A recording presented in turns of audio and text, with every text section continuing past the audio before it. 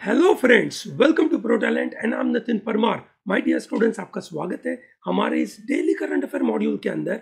हम हमारे daily current affair module के अंदर मोस्ट इंपॉर्टेंट न्यूज आइटम्स को कवर करते हैं। We generally cover 3 to 4 important events. ठीक है, we try to cover this events keeping in mind all the important, you can say, news items, all the important historical issues, all the important legal aspect, ठीक है, to be covered from the exam point of view। ठीक है, छोटे छोटे concepts but very important। So on an average 20 to 30 minute का एक मजेदार सा video on a daily basis are serving a great purpose for the examination point of view। I'm sure जब आप एग्जाम देने जाएंगे एंड जो लोगों ने ये सीरीज रेगुलरली फॉलो करी होगी उनको बड़ा फायदा हुआ होगा एंड देन दिल रियलाइज कि oh this is very crucial. ठीक है दोस्तों, ये ध्यान रखिएगा, this is going to be a game changer for large number of you. आज हम बात करने वाले 3 महत्वपूर्ण इश्यूज के बारे में।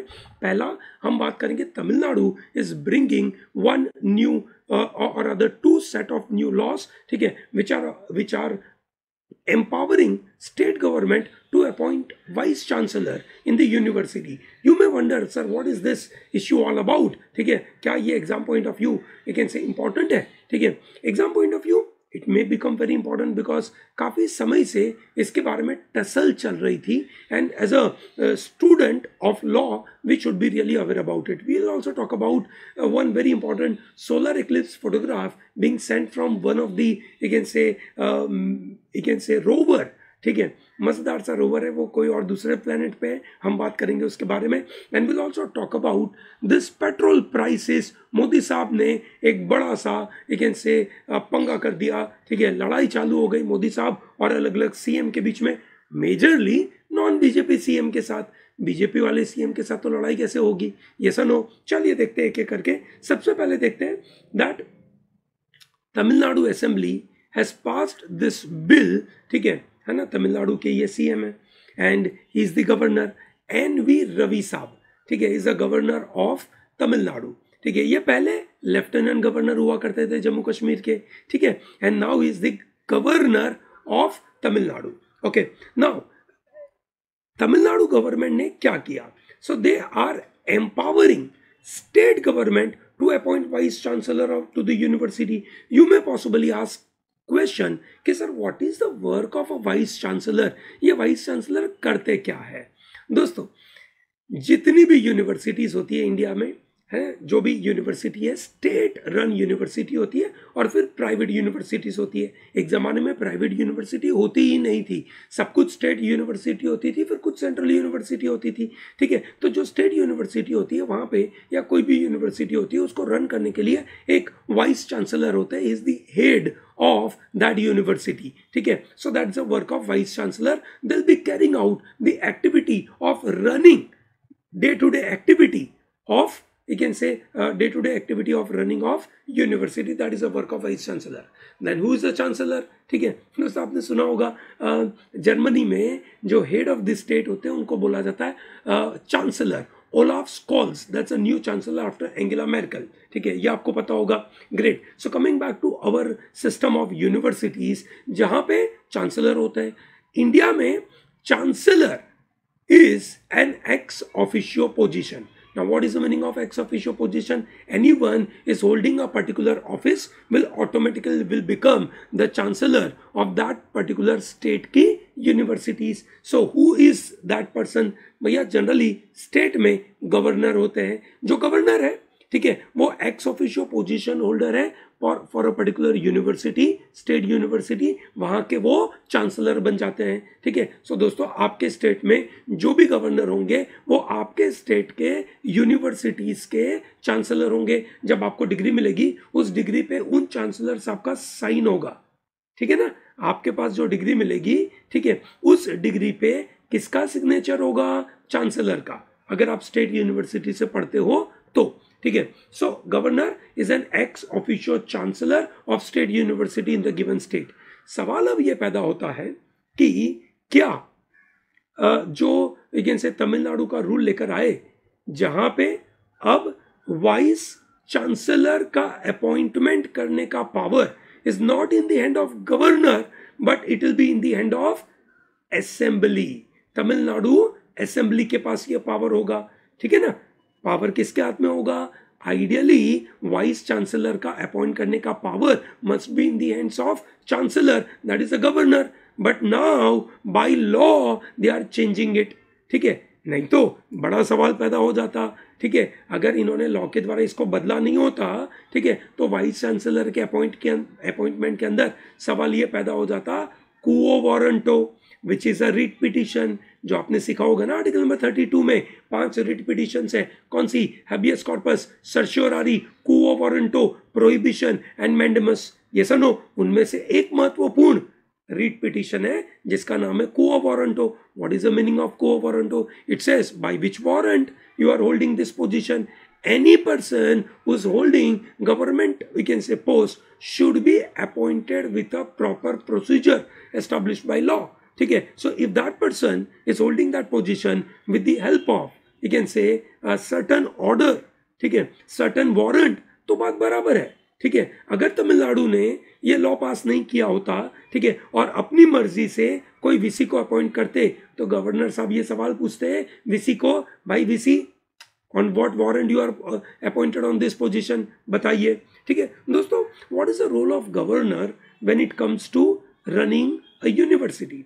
दोस्तों, गवर्नर इज द चांसलर, जैसे अभी हमने देखा, is an ex officio chancellor of the university. He is, you can say, carrying out the decision making with the aid and advice of Council of Ministers to run the higher education institutes in the state. ठीक है, so he is working under the aid and advice of the CM and the Council of Ministers, while the president is the visitor of the university. What do you mean by visitor of the university? President can come at any point in time in the university, can inspect the academic activity of the university. That is what the power president has. However, president cannot take any day-to-day activity decisions. Similarly, governor cannot take day-to-day activity decisions of this particular university. सवाल अब ये पैदा होता है कि sir, what is the role of UGC? What is UGC? UGC is a University Grants Commission. ठीक है दोस्तों, आपको पता होगा education is a concurrent subject. Education is a concurrent subject. ठीक है, दैट मीन्स वहाँ पे स्टेट एंड सेंटर दोनों का रोल है। ठीक है, ज्यादातर पावर किसके हाथ में होगा? स्टेट के पास पावर होगा। स्टेट अपनी मर्जी से एजुकेशन चलाएगा under the guidance, under the regulations of UGC. UGC is a final regulatory body for the education activity in the state. So UGC is a university grants commission. So they give grant to varieties of the university to run. ठीक है, state government भी उनको grant देगी, central government भी grant देगी, पर UGC will give a broader guideline to run the show. ठीक है, सो दोस्तों, तमिलनाडु गवर्नमेंट ने 2 बिल पास करे। जो गवर्नर का पावर था वाइस चांसलर को अपॉइंट करने का, वो उन्होंने अपने हाथ में ले लिया। इसके पहले महाराष्ट्र और वेस्ट बंगाल गवर्नमेंट ने ऐसा ही प्रोविजन लगाया था। ठीक है, कि उन्होंने गवर्नर को, जो उनके हाथ में पावर था वीसी को अपॉइंट करने का, वो उन्होंने हटा दिया। उसके अलावा कर्नाटका, झारखंड, राजस्थान, ठीक है, तो उन्होंने ये बोला that look, state government and governor का कॉन्करेंस होना चाहिए when it comes to appointing VC. Remember, concurrence. There has to be a difference. We have to understand between a word called concurrence and consultation. दोस्तों, legal reasoning में ये तरीके के question बन सकते हैं कि ये कॉन्करेंस है या कंसल्टेशन है। चलिए समझते हैं व्हाट इज कंसल्टेशन। कंसल्टेशन का मतलब है कि अगर स्टेट गवर्नमेंट को किसको अपॉइंट करना है और उनको गवर्नर को कंसल्ट करना है, सो दे आस्क गवर्नर, गवर्नर जी हम इसको अपॉइंट कर रहे हैं, आपका कुछ कहना है? Governor giving a consultancy on it, he say you can appoint him, good guy, and he's not a good guy, you should not appoint him, I have a concern for it. Whether you accept it or not, that's a different issue. That is in a consultation. In a concurrence, you must have an agreement. Concurrence means an agreement. आपका, that is state government का, और governor का concurrence होना चाहिए, agreement होना चाहिए, which is very important, है ना। कॉन्करेंस अग्रीमेंट की बात है, ठीक है। सो दोस्तों कर्नाटका, झारखंड और राजस्थान ने बोला कि जो भी से स्टेट लॉज उन्होंने बनाए उसमें गवर्नर और स्टेट गवर्नमेंट का कॉन्करेंस होना चाहिए। मतलब गवर्नर अपनी मर्जी से किसी को अपॉइंट करना चाहे नहीं कर सकते, स्टेट अपनी मर्जी से अपॉइंट करना चाहे तो नहीं कर सकते, दोनों का कॉन्करेंस होना चाहिए। Yes or no? So that is how the idea is. Now what does the Tamil Nadu bill talks about? दोस्तों Tamil Nadu bill talks about one very important point. It says every appointment of VC shall be made by government from out of the panel of 3 names recommended by search cum selection committee. ठीक है, search कम selection committee 3 लोगों के नाम देंगे, उन 3 लोगों में से government, which government? State government will appoint VC। ठीक है, currently governor is a chancellor of the state university, has a power to pick VC from a shortlisted candidate. Shortlisted candidate में से गवर्नर साहब अभी ऐसा कर पाते थे। The bill is now empowering state government to do it। ठीक है, now the important point, remember, अगर किसी बंदे को निकालना है एज अ VC, ठीक है, सो रिमूवल अगर करना है VC का तो there will be a proper process. ठीक है, वो उन्होंने तमिलनाडु ने एक दूसरा बिल बनाकर उसमें बता दिया कि हम कैसे उनको निकालेंगे। सो दोस्तों यहाँ पे एक बड़ी लड़ाई चल रही है, ये समझना बहुत जरूरी है। ठीक है, क्या जरूरी है? व्हाट इज गवर्नर, मतलब हु इज अ गवर्नर? दोस्तों गवर्नर जनरली, ठीक है, is appointed by the president, so it is he is coming from central government. वो कहां से आते हैं? सेंट्रल गवर्नमेंट से। ठीक है, generally he is considered to be an outsider. State is a part of, it's a unit of a big union. तो state के लोकल अपने डेमोक्रेटिक एस्पिरेशंस है, भैया आप अपने डेमोक्रेटिक एस्पिरेशन चलाइए, है ना। जो हमारी कॉन्स्टिट्यूशन की डिजाइन है वो ये बोलती है कि आप अपने डेमोक्रेटिक एस्पिरेशन चलाइए। However, you are a unit of a big union, so that means central government has a power to overlook all the activities on you. So thereby central government will appoint governor who's an outsider. So governor will look after all the activities. Yes or no? ठीक है, आपके अपने democratic aspiration है, आप अपनी मर्जी से काम करिए, आप अपना CM रखिए, आप अपने इलेक्टेड लोगों को रखिए, आप अपने लॉ बनाइए जहां पे आपका स्टेट लिस्ट है, पर सेंट्रल गवर्नमेंट कोई ना कोई तरीके से गवर्नर रखकर आपके ऊपर कंट्रोल कर सकता है। ठीक है ना, that is how the idea is. Now how governor and central government will work in tandem, it is all dependent on कि मतलब गवर्नर कौन अपॉइंट करता है? Central government. तो सेंट्रल गवर्नमेंट और स्टेट गवर्नमेंट के रिलेशन कैसे हैं? ठीक है, जब सेंटर पे कांग्रेस की सरकार थी, ठीक है, और गुजरात में उस समय पे बीजेपी की सरकार थी, तो मोदी साहब, ठीक है, और जो गवर्नर साहब थे गुजरात के, उनके बीच में कभी बनती नहीं थी। ठीक है, वो दोनों के फोटोग्राफ जब भी आप देखोगे तो मोदी साहब इस तरफ देख रहे हैं, है ना, गवर्नर मैडम इस तरफ देख रही है ना, दोनों कभी साथ में मिलते नहीं थे। ठीक है, that is the normal process. Yes or no? सो अब ये जो बात हो रही है वो बात हो रही है कोऑपरेटिव फेडरलिज्म की। क्या हमें कोऑपरेशन करना चाहिए फेडरलिज्म को चलाने के लिए? दोस्तों इंडिया एक कॉसी फेडरल कंट्री है, और कॉसी फेडरल कंट्री को चलाने के लिए कहीं ना कहीं एक दूसरे के साथ इनसे कहीं ना कहीं कोऑपरेट तो करना पड़ता है, पर बाय डिजाइन ये कोऑपरेशन थोड़ी होता है। ठीक है, कभी ना कभी तो स्कर्मिशेस होते हैं, कभी ना कभी स्पार्क्स होते हैं, कभी ना कभी लड़ाइयाँ होती है। तो एक और लड़ाई, ठीक है, which is about fuel prices. ठीक है, मोदी साहब 2014 में जब इलेक्शन में उन्होंने इनसे पार्टिसिपेट किया कि भैया अब की बार मोदी सरकार, उन्होंने बड़ा मुद्दा उठाया कि बहुत हुई जनता पर पेट्रोल डीजल की मार, अब की बार मोदी सरकार। ठीक है, ये उन्होंने 2014 में कहा था। ठीक है, उसके बाद हम क्या मोदी साहब को ये रियलाइज करवाए कि भाई आप बोल रहे थे पेट्रोल डीजल तो बहुत महंगा हो रहा है ना, आप उसको कम करेंगे। इन्होंने कम तो किया शुरुआत में, पर अभी तो कम हो नहीं पा रहा। क्या उनकी गलती है? क्या इंटरनेशनल मार्केट के अंदर जो क्रूड ऑयल के प्राइसेस बढ़ रहे हैं उनकी गलती है? क्या स्टेट गवर्नमेंट की गलती है कि उन्होंने अनाप शनाप टैक्स लगा के रखा हुआ है? मोदी साहब का कहना तो यही है। मोदी साहब बोलते हैं कि states are not passing fuel duty cut to the people. Modi साहब तो यही बोल रहे हैं कि भैया स्टेट गवर्नमेंट तुम लोग पास नहीं कर रहे हो, और वो भी कौन से स्टेट गवर्नमेंट, बहुत सिंपल से कौन से स्टेट गवर्नमेंट, नॉन बीजेपी वाले। मोदी साहब ने ये जीएसटी काउंसिल मीटिंग के अंदर यही तो बड़ा हल्ला लगा दिया है ना, और इस बड़े हल्ले के बाद सब लोगों कुछ ना कुछ बोलना चालू कर दिए। हमारे लिए from the exam point of view हमें क्या क्या पता होना चाहिए दोस्तों, ये समझिए 2021-22 में पूरे साल भर ये फ्यूल प्राइसेस के बारे में बातें रेगुलरली रही। इलेक्शन के दौरान प्राइस कम हो जाती थी, ठीक है, फिर प्राइस बढ़ जाती थी, तो इसके बारे में बहुत बातें रही। मेरा मानना है कि ये फ्यूल प्राइसेस रिलेटेड कोई अच्छा सा question banana is really possible. क्या क्वेश्चन बन सकते हैं? सबसे पहला क्वेश्चन बन सकता है कि फ्यूल प्राइसेस के कंपोनेंट क्या है ना, फ्यूल प्राइसेस किन किन चीजों से बनता है। दोस्तों 3 कंपोनेंट है उसके। पहला है बेस प्राइस, दूसरा है सेंट्रल एक्साइज ड्यूटी, और तीसरा है स्टेट टैक्स। ठीक है, कौन कौन सा हो गया?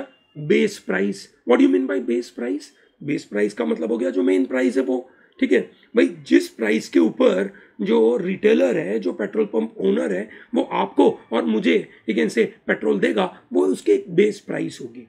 ठीक है, उसमें उसका कमीशन भी होगा। ठीक है, उसमें जो पेट्रोल की कंपनी है वो भी अपना प्रॉफिट लगाएगी, सब कुछ उसमें आ जाएगा, पर वो डिपेंड करेगा कि इंटरनेशनल ऑयल में कॉस्ट कितनी चल रही है। ठीक है, तो वो हो जाएगा आपका बेस प्राइस। फिर उसके ऊपर एक टैक्स लगेगा which is called excise duty, which is central excise duty. कौन लगाता है? Central government. You may wonder sir what is this excise duty. हमने ये भी सुना है एक एक्साइज ड्यूटी होती है और एक होती है कस्टम्स ड्यूटी। सो ये क्या होता है दोस्तों? बहुत सिंपल सा गणित है।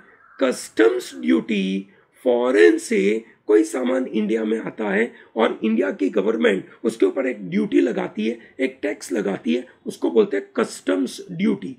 ठीक है, what is excise duty? Excise duty is एक पर्टिकुलर आइटम एक स्टेट से दूसरे स्टेट में पास होता है, उस समय पे जो ड्यूटी लगती है that is called excise duty. समझ आया? कस्टम्स ड्यूटी क्या है? बाहर से मतलब फॉरेन कंट्री से इंडिया में सामान आया, एक स्टेट से दूसरे स्टेट में सामान गया तो एक्साइज ड्यूटी लगती है। Is that comfortable? कौन लगाता है? Central government. क्लियर है? Very good.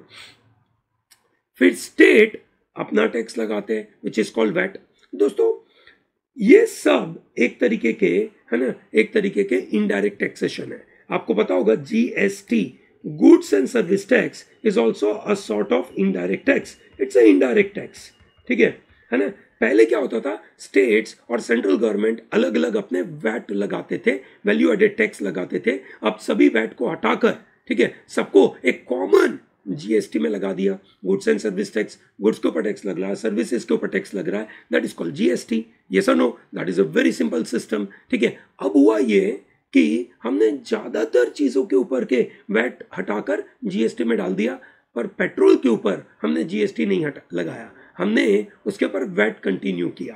ठीक है, so 3 component, base price, central excise tax and state tax. बराबर है? This are the 3 important part. ठीक है, अब उसके साथ साथ एक और चीज समझ लीजिए, क्रूड ऑयल के क्लासिफिकेशंस होते हैं। ठीक है ना? क्या क्लासिफिकेशंस होते हैं? बेस्ड ऑन देयर ग्रेविटी, कितना ग्रेविटी वाला है, हैवी है या लाइट है। ठीक है, तो उसके 4 कैटेगरी है, extra heavy, heavy, medium and light. ठीक है, दूसरा उसका क्लासिफिकेशन होता है सार एंड स्वीट। ठीक है, it is all dependent on the sulphur content. ठीक है, जिसके अंदर सल्फर कंटेंट ज्यादा सो दैट बिकम्स सार, जिसमें सल्फर कंटेंट कम वो हो गया आपका स्वीट। ठीक है, इंटरनेशनल मार्केट में, ठीक है, ज्योग्राफिकल लोकेशन के मुताबिक उसका नोमेनक्लेचर बन जाता है Brent crude and WTI crude. Brent crude, ठीक है, विच इज जनरली नॉर्थ सी से निकलता है। डब्ल्यूटीआई, ठीक है, coming from Texas, you can से लुजियाना एंड डाकोटा से निकलता है। ठीक है, so generally it is Scotland के पाइपलाइन से आता है या ओक्लाहोमा पाइपलाइन से आता है। सो मतलब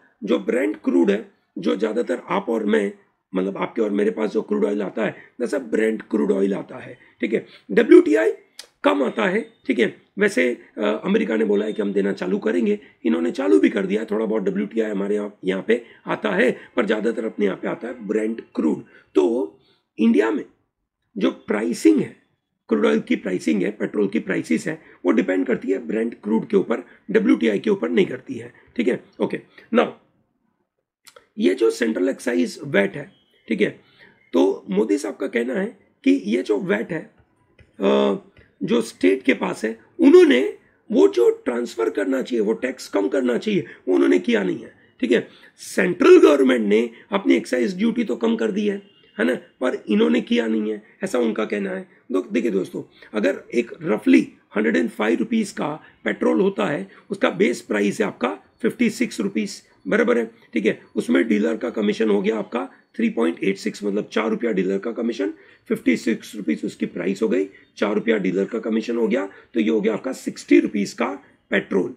उसमें सेंट्रल गवर्नमेंट की एक्साइज ड्यूटी लगती है 30 रुपीज़ की, ठीक है। ये कौन सी है एक्साइज ड्यूटी? कौन लेके चल रहा है? Central government.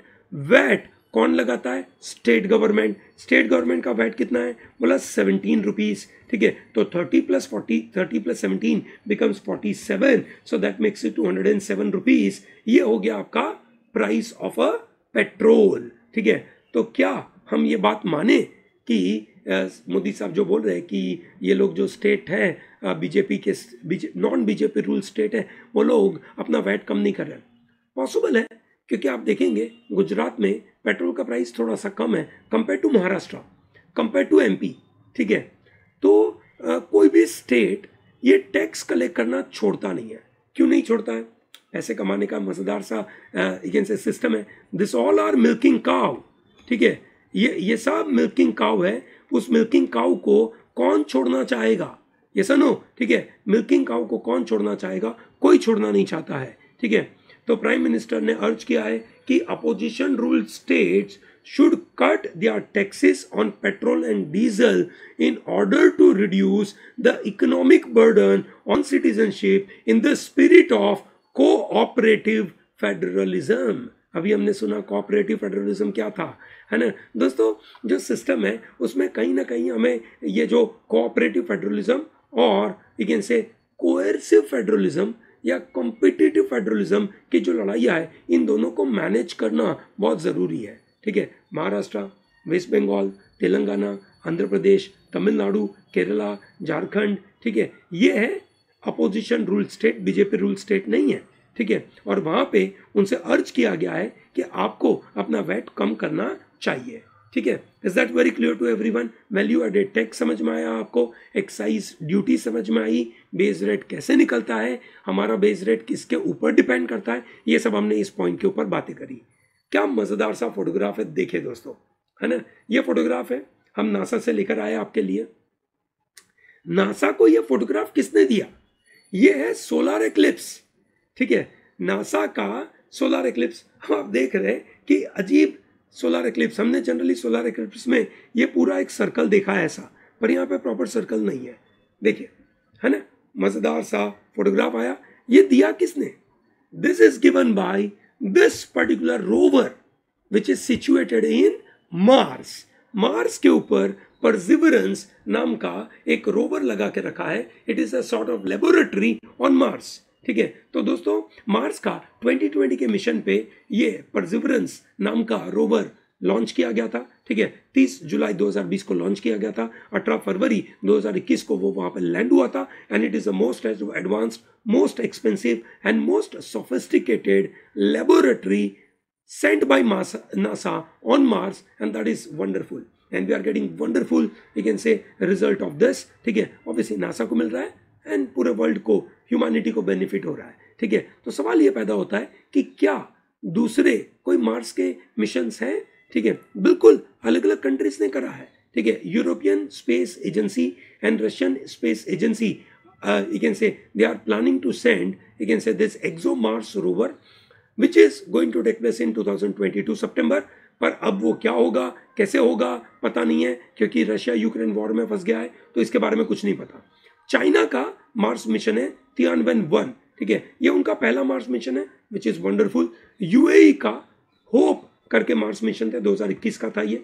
इंडिया का MOM था, मार्स ऑर्बिटर मिशन, ठीक है, 2013 में हमने डाला था। which is obviously you can say अपना you can say Akshay Kumar वाला सिनारियो, ठीक है ना, मंगलयान जो हमने डाला था, that is wonderful. And Mars 2 Mars 3, ठीक है, 1971 में लगाने की कोशिश करी थी, but it was not successful, and this perseverance is the most successful thing. ठीक है, तो ये आपको पता होना चाहिए था. Thank you very much for watching this. Don't miss out to like this video, subscribe to our channel, tell to large number of people to be part of Pro Talent. Okay, thank you and have a good day.